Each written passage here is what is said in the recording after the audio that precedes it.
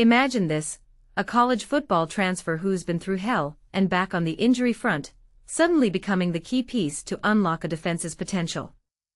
That's the story of Aaron Gates and Kentucky's 2026 season. Now, let me tell you why this feels like one of those what-if moments that could redefine a program. Here's the thing, when a defensive coordinator like Jay Bateman brings in a former player, it's not just about talent. It's about trust. Bateman spent 2 years at Florida, watched Gates grow from a raw prospect to a guy who could cover seams, blitz, and make plays in space.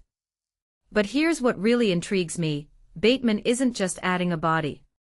He's adding a player who fits the exact mold of what Kentucky's new aggressive scheme needs. A nickelback who can do everything, man coverage, zone, blitzing. That's rare. Most players specialize, but Gates? He's a Swiss Army knife. And in a league where defenses are getting more complex every year, that versatility is gold. But let's talk about the elephant in the room, injuries. Gates has battled an ACL tear and a torn labrum over 3 seasons at Florida. That's not just a red flag, it's a cautionary tale. I've seen players come back from similar injuries, but the question is, can he stay healthy long enough to make an impact? Kentucky's betting their defense on it. And honestly, that's the biggest gamble of all. If he's on the field, he's a game changer. If not, they're stuck with a patchwork unit. It's a high-stakes chess move, and the board is already set. What makes this even more fascinating is the context of the SEC. This isn't just about one player, it's about a league that's evolving. Teams are demanding more from their nickelbacks now. They're not just covering receivers, they're disrupting offenses, reading plays before they develop. Gates' ability to trigger downhill and make open field tackles.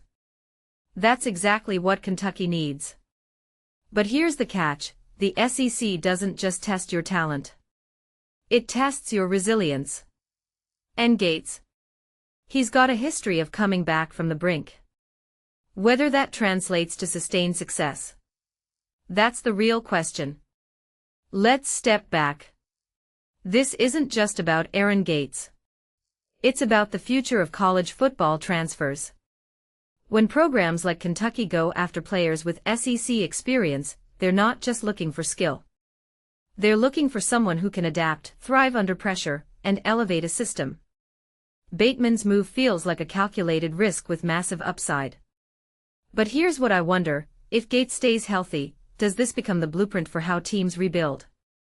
Or is this just another chapter in the endless cycle of hoping a transfer can fix everything? The answer might just determine whether Kentucky's defense becomes a force or falls flat again. And honestly, I can't wait to see how it plays out.